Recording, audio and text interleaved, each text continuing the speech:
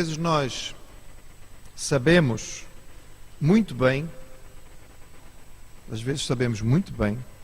qual é a vontade de Deus. Às vezes o Senhor nos deixa algumas coisas muito claras, coisas que Ele quer que façamos ou coisas que Ele não quer que façamos. E, no entanto, nós insistimos em não fazer aquilo que Ele mostrou claramente que devíamos fazer, ou em fazer aquilo que Ele já mostrou claramente que não devíamos fazer. E talvez o mais interessante, a palavra interessante talvez não seja a feliz, talvez a coisa mais triste nesta história é que nós repetimos o erro, apesar de entender bem aquilo que Deus quer, achando que vamos ter resultados diferentes. E não podemos ter. Porque se a vontade do Senhor foi clara, também serão claros os resultados. Isto faz parte da malignidade da tentação, que é colocar no nosso coração que a nossa situação é única. Não, nunca ninguém passou por isto. Só eu é que estou a passar por isto. Não, mas, quer dizer, não é tão grave assim. Não, mas, ok, tudo bem, eu já sei que toda a gente que faz isto acontece mal, mas comigo não vai ter que ser obrigatoriamente mal. É maligna a tentação. Se não fosse, não é? Se não fosse, nós não cairíamos. Balaão foi vítima desta tentação e caiu. O Senhor disse claramente a Balaão o que tinha para dizer. Deus disse claramente a Balaão: não vais com eles e não vais amaldiçoar Israel, porque eu abençoei Israel.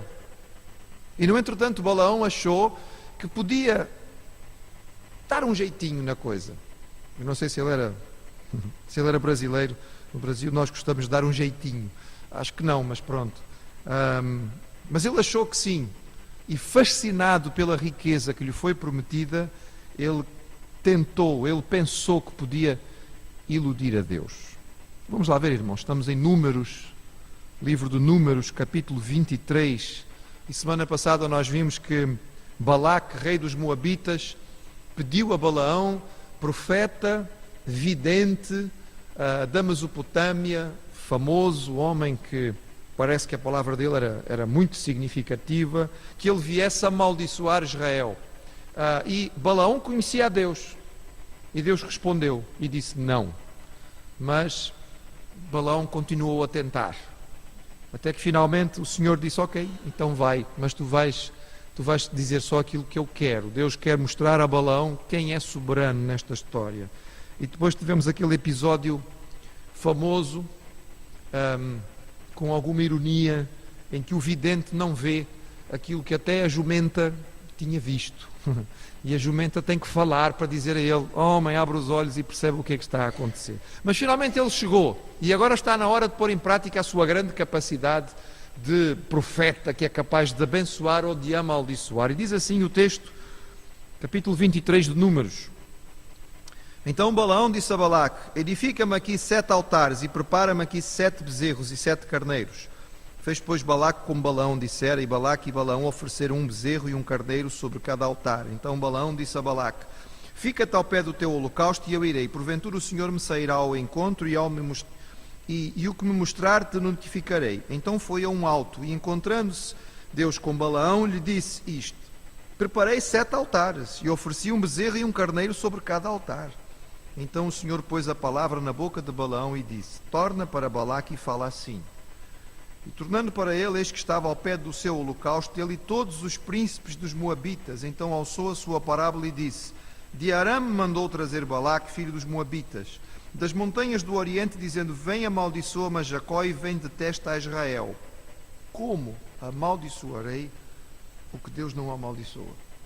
E como detestarei quando o Senhor não detesta? Porque do cume das penhas o vejo e dos outeiros o contemplo, eis que este povo habitará só, e entre as gentes não será contado. Quem contará o pó de Jacó e o número da 4ª parte de Israel?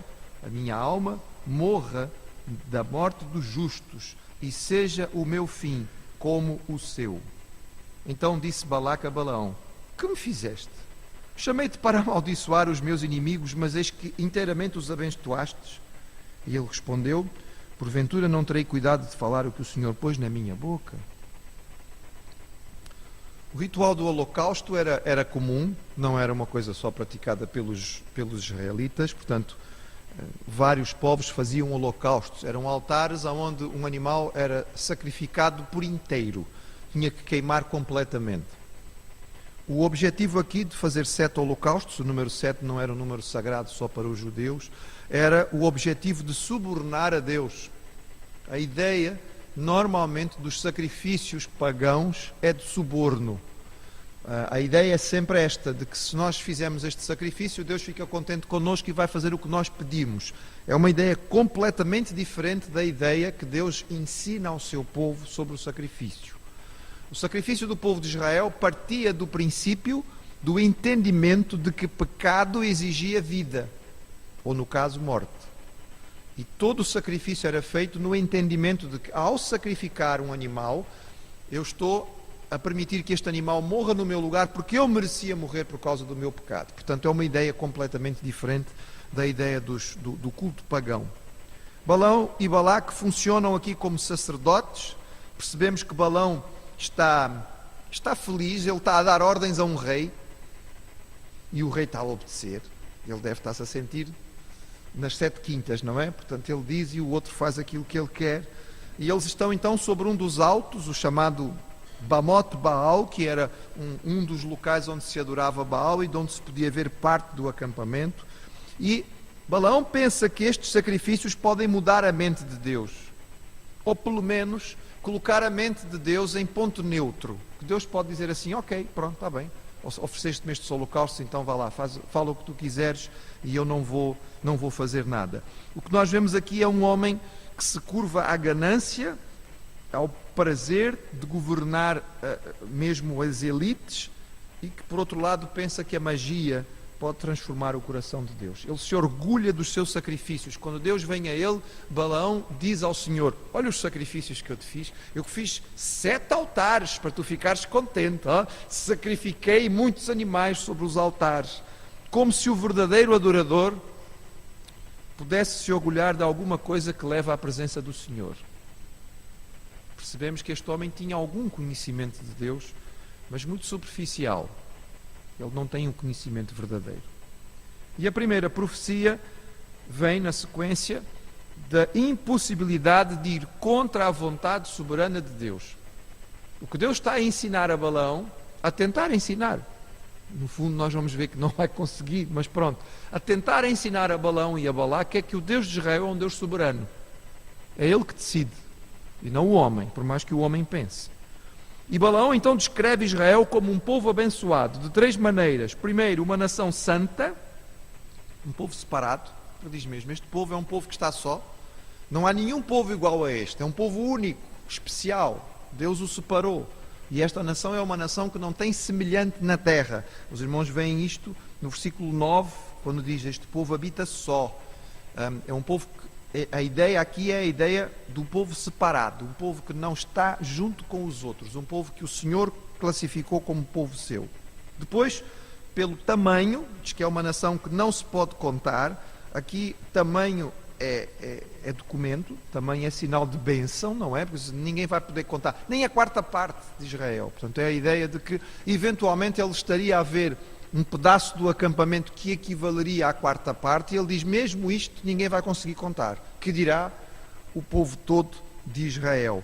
E esta bênção, esta profecia de Balaão vem no sentido da bênção que Deus tinha dado. Deus tinha dito a Abraão, a Isaac, a Jacó: olha, os teus descendentes vão ser como a areia do mar, não é?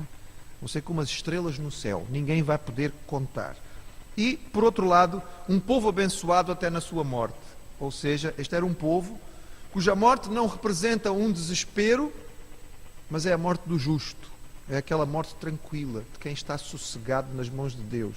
E Balaão chega mesmo a dizer: tomara eu ser um deles, tomara eu fazer parte deste povo, para que a minha morte pudesse ser uma morte sossegada. Vejam, irmãos, não deixa de ser curioso, ele diz assim no versículo 10: a minha alma morra na morte dos justos e seja o meu fim como o seu. Ele quer ser contado entre os israelitas. Ele quer fazer parte daquele povo porque ele entende que é um povo abençoado, até na sua morte diante de Deus é uma morte tranquila, algo que não vai se verificar, porque Balaão não era justo e a sua morte não vai ser tranquila, mas isso é um bocadinho mais para a frente. É claro que Balaque não ficou nada feliz, não é? Ele está a pagar os custos da viagem, da hospedagem, ele fez todo este trabalho. Vêm os irmãos, diz o texto, que todos os príncipes dos Moabitas estão presentes, portanto ele tem a elite consigo, ele tem todos os importantes dos vários clãs presentes, e ele está à espera que Balaão venha e dê aquela maldição, que ele possa olhar, está a ver, valeu a pena trazer o homem, ele custou caro, mas valeu a pena. Não, mas Balaão vai lá e abençoa o povo, e o Balaque fica desorientado. Diz, mas eu estou a pedir para tu amaldiçoares e tu vens aqui ainda por cima abençoas. Deus não deixa Balaão seguir o seu próprio coração. Ele é Senhor no que diz respeito ao seu povo. Mas Balaque não desiste. É curioso notar que neste momento, enquanto isto está a acontecer, provavelmente, aqui é especulação, mas os irmãos já me conhecem o suficiente para saber que eu gosto de fazer isto. Mas parece-me que neste momento nem Moisés nem Arão sabem o que está a acontecer. Não creio que ninguém dos Moabitas tenha informado o povo de Israel que foi trazido um profeta de longe para amaldiçoá-los. Pelo menos nós não temos esta noção. O que não quer dizer que o Senhor não abençoe. Isso significa que nem Moisés nem Arão podem neste momento estar a orar. Eles não estão a orar contrariamente à profecia ou à magia de Balaão. Eles nem sequer sabem o que está a acontecer. Mas na sua ignorância o Senhor os protege contra o inimigo e toma conta deles no meio desta situação. Mas Balaque acha que não. Se calhar temos que tentar noutro sítio. Vamos experimentar mais um bocadinho. E no versículo 13 diz: então Balaque disse, rogo-te que venhas comigo a outro lugar, de onde o verás. Verás somente a última parte dele, mas a todo a ele não verás. Amaldiçoa-me dali. Não sei se os irmãos já perceberam, mas toda esta história tem a ver com visão. Repararam, não é? Toda a história tem a ver com visão. A necessidade da visão de Balaão, dele entender aquilo que Deus está a mostrar. Ele é um vidente. Depois no caminho ele não vê o anjo. Quem vê o anjo é a jumenta, e a jumenta diz a ele, tens que ver. E então o anjo abre os olhos dele para que ele veja, e quando ele chega no topo do monte ele vê, e Balaque diz, vem que é para tu poderes ver. Tudo isto tem a ver com visão, mas infelizmente eles vão continuar cegos até ao fim, porque não vão ver do ponto de vista de Deus. Mas então ele tomou-o consigo ao campo de Zofim, ao cume do Pisga, possivelmente o local de onde mais tarde Moisés vai ver a terra prometida. Pelo menos é o que se pensa.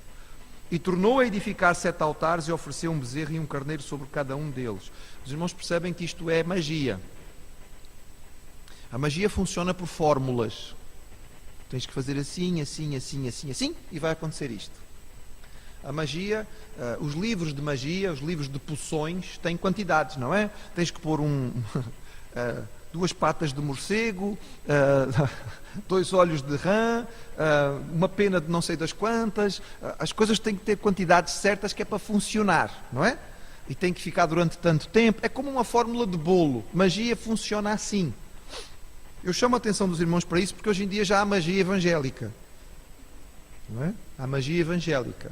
Faz as orações em tal hora e que se fizer de tal maneira, e se forem tantas pessoas a fazer e tantos dias seguidos vai acontecer, não quebrem a corrente porque senão estraga e depois não sei o que, não sei o que mais.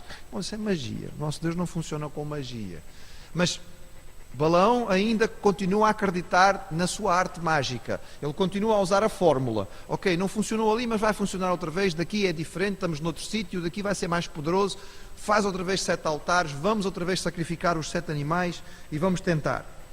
Então disse a Balaque, outra vez a mesma coisa, fica ao pé do teu holocausto e eu vou ali ao seu encontro. Ou seja, ele continua a usar as suas artes mágicas para tentar chamar ao Senhor. E encontrando-se o Senhor com Balaão, pôs uma palavra na sua boca e disse, torna para Balaque e fala assim. E vindo a ele, eis que estava ao pé do holocausto, os príncipes, os moabitas com ele. Disse-lhe, pois, Balaque, que coisa falou o Senhor? Bom, tudo igual ao primeiro episódio, só a profecia que não vai ser igual. Então alçou a sua parábola e disse: levanta-te, Balaque, e ouve, inclina os teus ouvidos a mim, filho de Zippor. Deus não é homem para que minta, nem filho do homem para que se arrependa. Porventura diria ele e não o faria, ou falaria e não confirmaria? Eis que recebi mandado de abençoar, pois ele tem abençoado e eu não o posso revogar. Não viu iniquidade em Israel, nem contemplou maldade em Jacó. O Senhor seu Deus é com ele, e nele e entre ele se ouve o alarido de um rei. Deus os tirou do Egito, as suas forças são como as do unicórnio. Pois contra Jacó não vale encantamento, nem adivinhação contra Israel. Neste tempo se dirá de Jacó e de Israel que coisas Deus tem obrado. Eis que o povo se levantará como leoa e se exalçará como leão. Não se deitará até que coma a presa e beba o sangue dos mortos. Então Balaque disse a Balaão: nem totalmente o amaldiçoarás, nem totalmente o abençoarás. Porém Balaão respondeu e disse a Balaque: não te falei eu, dizendo, tudo o que o Senhor falar, aquilo falei? A regra para as questões mágicas é que elas devem ser tentadas pelo menos 3 vezes. Não é por acaso que nós temos inclusive um dito popular que diz que a terceira é de vez. As irmãs sabem, a terceira é de vez. O Balaque é adepto dessa filosofia, não é? Portanto, ele vai tentar 3 vezes. Não é por acaso, isto faz parte da mentalidade oriental. A coisa corre mal, mas se os irmãos perceberem, vai piorando. Assim como houve 3 encontros com o anjo no caminho, lembram-se? Primeiro havia um caminho largo, depois havia um caminho menor e por fim havia um espaço muito estreitinho. Também aqui a coisa vai num crescendo. Mas esta segunda profecia é significativa, reparem que ela tem alguns valores. Primeiro, o Senhor reitera a sua posição e o afirma num daqueles textos que nós gostamos de citar e muitas vezes nem sabemos de onde vem. Deus não é homem para que minta, e não é filho do homem para que se arrependa. É uma afirmação extraordinária. Atenção, colocada nos lábios de um profeta que não é israelita. Verdade de Deus colocada nos lábios de um profeta que não é israelita. Porque a verdade de Deus é a verdade de Deus. Ponto. E o Senhor pode usar quem Ele quiser para a proclamar. Eu sei que nós temos que ter cuidado com isto. Não é? Temos que ser cuidadosos com estas afirmações. Mas a Bíblia nos confirma que é assim. A palavra chega a dizer que até as pedras podem clamar. E de vez em quando a gente vê pedregulhos por aí a clamar coisas que são até verdades de Deus. Aqui nós temos Balaão, ele está errado, o seu coração é mau, mas o Senhor está no controle, o Senhor é soberano e o Senhor usa o Balaão para dizer o correto. Deus não mente, Deus não volta atrás. Quando Deus diz uma coisa, ela vai acontecer e ponto final. Não vale a pena o homem achar que pode fazer alguma diferença. Impressionante nesta segunda profecia é a afirmação do versículo 21. O texto diz que o Senhor declara que Israel não tem pecado. É impressionante porquê, irmãos? Porque estamos a falar de Israel, certo? Ao longo das últimas semanas, o ano quase todo, o que é que nós vimos a respeito de Israel? Senão quase sempre pecado. É um povo rebelde, é um povo teimoso, é um povo contrário, é um povo desobediente, é um povo que não confia. E a gente diz assim: desculpe, senhor, de que povo está a falar? Deve ser outro povo, não deve ser o povo de Israel. Então o Senhor não vê pecado no povo de Israel. A afirmação de Deus está relacionada com Deus, não com Israel. É por Deus que Israel é considerado santo. O Senhor olha para o seu povo através da aliança que fez com ele e da salvação que lhe prometeu. Deus fez uma aliança e Deus acabou de dizer que ele não é homem para mentir e voltar atrás. E na sua aliança Deus prometeu que ia firmar Israel. E o objetivo da maldição que Balaque pede a Balaão era para a destruição do povo de Israel. E Deus diz: eu não posso voltar atrás da minha palavra. E em relação a isso, a minha palavra é firme, é definitiva e é completa. Esta é uma expressão, irmãos, que nós só podemos compreender 100% à luz do Novo Testamento. Porque também no Novo Testamento nós somos chamados de santos. E o apóstolo Paulo começa, por exemplo, a carta aos Coríntios, chamando os Coríntios de santos. E a seguir ele vai falar sobre tanto pecado que havia naquela igreja que a gente diz assim: oh Paulo, estás a falar de quem? Não. Da igreja de Corinto? Não. Tu vais chamar os indivíduos de santos? Nós não somos santos pelos nossos próprios atributos, irmãos. Não é pela nossa própria capacidade. Nós só podemos ser chamados de santos por causa do que Jesus fez por nós. Porque quando o Pai olha para nós, Ele nos vê através do Filho. Daí que nós, quando oramos, dizemos: em nome de Jesus. Eu não tenho condições de chegar à presença do Pai, eu não tenho condições de pureza para chegar à presença do Pai, mas em nome do Filho eu posso chegar à presença do Pai, e pelo seu sacrifício por nós podemos chegar à presença do Pai. É provável também aqui que neste versículo nós estejamos a falar sobre idolatria. O pecado que dá permissão para a maldição é especificamente a idolatria. Qual é o pecado que vai levar Israel ao exílio? A idolatria. Certo? E neste momento o povo de Israel não está em idolatria. Então é possível que neste momento esta palavra dada pelo Senhor a Balaão tenha a ver com isto. Deus está a dizer: olha, eu não vejo pecado em Israel que justifique a sua destruição. O povo não está em idolatria neste momento. Parece que pelo menos esta lição inicialmente aprendida no episódio do bezerro, o povo estava a cumprir.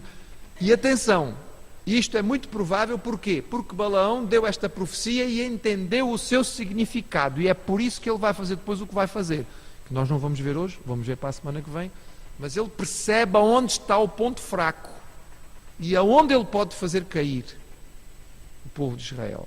Nunca vai conseguir derrubar Israel enquanto Israel estiver fiel. Enquanto Israel estiver curvado ao seu Deus, ninguém pode derrubá-lo. Eu já disse aos irmãos que é muito difícil rasteirar alguém de joelhos. Não é nada fácil. É por isso que nós precisamos nos prostrar. Já viu o que é tentar derrubar alguém prostrado? Já está no chão. Já está com o rosto em terra. Não dá para derrubar. Se Israel estivesse prostrado, porque a adoração e serviço são palavras sinônimas no Antigo Testamento, diante do seu Deus, o inimigo não podia derrubar. Agora, depois veremos o que é que vai acontecer. Logo, o texto diz que é Deus que guia, e como Deus guia e dirige, Deus dá ao seu povo força, poder, e não há magia, adivinhação, feitiçaria que possa fazer seja o que for.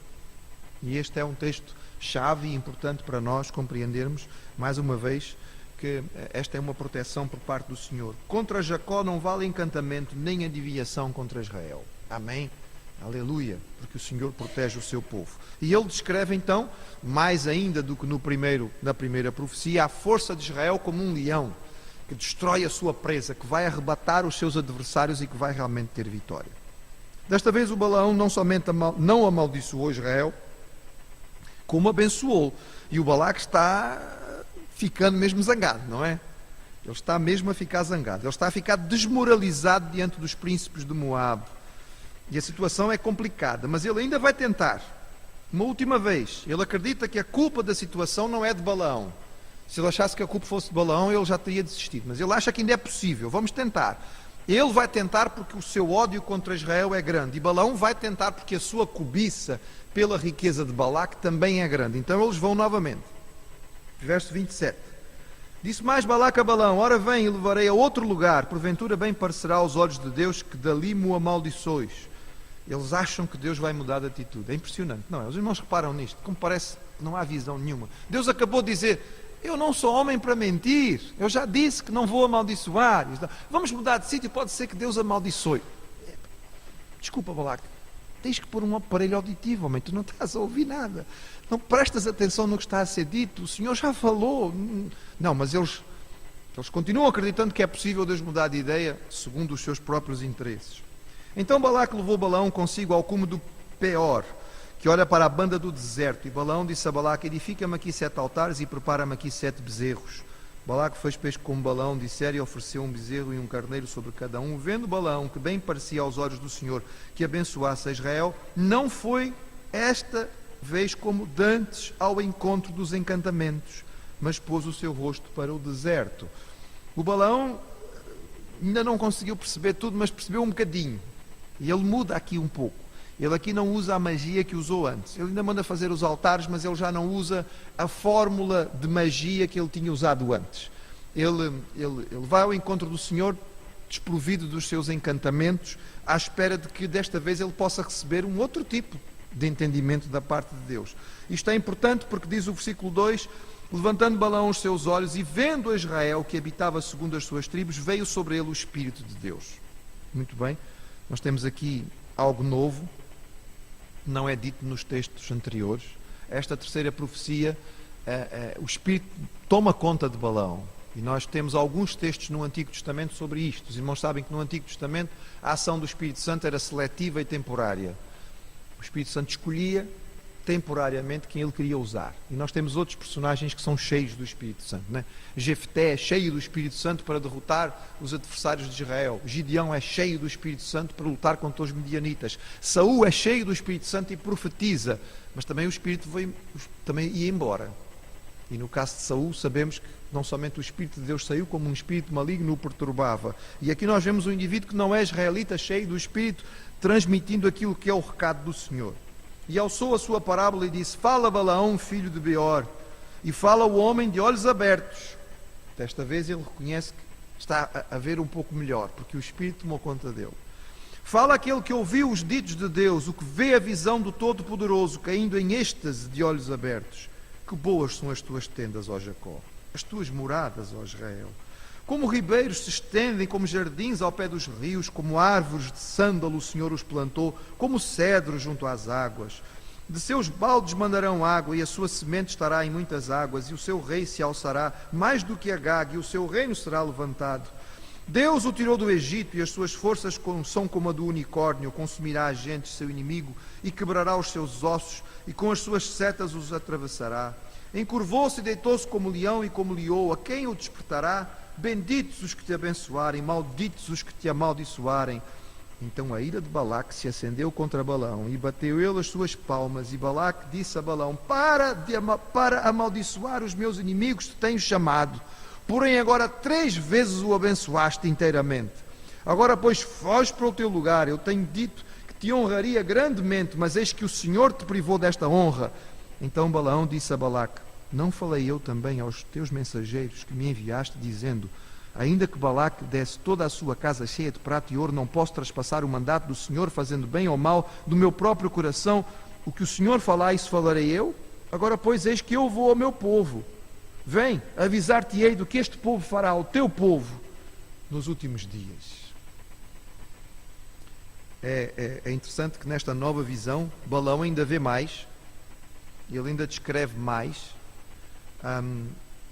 Ele agora, apesar de estar dominado pelo Espírito Santo, ele vai ter uma capacidade de perceber o futuro de Israel em Canaã, e ele descreve a beleza de Israel, não é? A descrição da terra é enfatizada com o aspecto da água, que era muito importante para quem estava no deserto. O unicórnio é sinal de força, assim como o leão são símbolos de poder, de animais que não podem ser dominados. E a fórmula final repete aquilo que Deus tinha dito a Abraão: os que te abençoarem serão abençoados, os que te amaldiçoarem serão amaldiçoados. E desta vez, no entretanto, Balaão perde a compostura. Aqui ele perde as estribeiras. As palmas que ele bate provavelmente são uma tentativa de tirar Balaão do êxtase em que ele está. Balaão está dominado pelo Espírito, ele está em êxtase a transmitir a sua profecia, e Balaque tenta como que interromper. Não, para, chega. Quer dizer, se não vais amaldiçoar, pelo menos para de abençoá-los, porque isto está cada vez pior, a situação vai-se complicando cada vez mais. Ele manda Balaão embora e afirma que Balaão vai embora sem receber nada, porque Deus o impediu de ser abençoado. Ele diz: Deus te impediu. Eu queria te dar riqueza, mas Deus não deixou que tu fosses rico. É curioso que o pessoal da teologia da prosperidade nunca prega isto, mas também está na Bíblia, não é? Deus impede que Balaão receba a riqueza. É curioso. Balaão se defende, ele diz, olha, eu já tinha avisado lá na Mesopotâmia que nem que me desse a casa inteira cheia de ouro, eu não posso fazer nada, não está na minha mão. Quando Deus controla, é Deus que toma conta e não sou eu que falo, a culpa não é minha. O Balaão está tentando se desculpar por uma situação complicada, porque ele foi contratado para fazer uma coisa e está a fazer o contrário. Mas Balaque pensava que isto ia sair barato, mas não vai, porque Deus agora vai pôr a última profecia nos lábios de Balaão, que o Balaque não pediu. E diz assim: então a sua parábola lhe disse: fala Balaão, filho de Beor, e fala o homem de olhos abertos, fala aquele que ouviu os ditos de Deus e o que sabe a ciência do Altíssimo, o que viu a visão do Todo-Poderoso, caindo em êxtase de olhos abertos. Vê-lo-ei, mas não agora. Contemplá-lo-ei, mas não de perto. Uma estrela procederá de Jacó, e um cetro subirá de Israel, que ferirá os termos dos Moabitas e destruirá todos os filhos de Sete. E Edom será a sua possessão, e Seir também será uma possessão hereditária para os seus inimigos, pois Israel fará proezas, e dominará um de Jacó, e matará os que restam das cidades. E vendo os amalequitas, alçou a sua parábola, e disse: Amaleque é o primeiro das gentes, porém o seu fim será para a perdição. E vendo os quenitas, alçou a sua parábola, e disse: firme está a tua habitação, e puseste o teu ninho na penha. Todavia o quenita será consumido, até que Assur te levante por prisioneiro. E alçado ainda a sua parábola, disse: ai, quem viverá quando Deus fizer isto? As naus das costas de Quitim afligirão a Assur, também afligirão a Éber, e também ele será para perdição. Então Balaque levantou-se e foi-se, e Balaão levantou-se e foi-se, e voltou ao seu lugar, e também Balaque se foi para o seu caminho. A visão final de Balaão é uma visão interessante, porque a única visão semelhante que existe é aquela que nós temos em Daniel, porque é uma profecia sobre impérios e forças que só iam acontecer séculos depois. A profecia inicial é para 400 anos depois, porque ele está a falar sobre Davi, que será o primeiro rei de Israel que vai subjugar os Moabitas. Antes disso, Israel não derrota os Moabitas, mas será Davi a derrotar os Moabitas e os Edomitas. Esta profecia, no entretanto, estava totalmente ligada à ideia de um Messias. Mais tarde vai ser usada por outros elementos que se apresentam com força messiânica. E, portanto, esta profecia, se é messiânica, não aponta apenas para Davi, mas aponta para Jesus. E nós, muitas vezes, utilizamos este versículo 17 para falar a respeito de Jesus. A profecia continua a falar sobre os amalequitas e os quenitas, que eram povos fortes naquele tempo, mas que seriam derrotados por Assur, que é a Assíria, e depois, por sua vez, a Assíria seria derrotada pela Grécia, os filhos de Éber, que seriam derrotados pelos romanos, as naus que vêm de Quitim. Portanto, nós temos aqui uma sequência de impérios mundiais que só depois Daniel vai falar. Daniel vai falar com muito mais pormenor do que Balaão, mas de qualquer maneira ficamos com a ideia de que Balaão teve como que fez assim um efeito especial. Ele viu assim uma visão extraordinária aparecer diante dele, e estas coisas que iam acontecer muito tempo depois foram reveladas a ele, e ele transmitiu aqui de uma maneira que no seu tempo Balaque e os seus príncipes não conseguiram entender nada. Aparentemente Balaão desistiu da sua missão. Eu digo aparentemente porque o resto da história mostra-nos que não. Balaão estava profundamente dominado pela ganância da riqueza. Ele queria a riqueza que Balaque tinha prometido. Ele não consegue, através da magia, através da maldição, prejudicar o povo de Israel. Mas ele vai encontrar uma estratégia para prejudicar o povo de Deus. Se os irmãos quiserem saber qual é, na próxima semana nós estaremos aqui e veremos qual é. Fica para nós de consolo, de conforto, muito importante, estas palavras que são aqui ditas. O nosso Deus é um Deus de promessas que não falha, é um Deus de profecias que não voltam atrás. O nosso Deus não é homem para que minta, e aquilo que Ele nos diz certamente ficará. O nosso Deus é um Deus que nos protege contra o seu povo. Nem encantamento, nem feitiço, nem adivinhação pode valer se nós estivermos fiéis nas mãos do Senhor, como estava Israel nesta altura.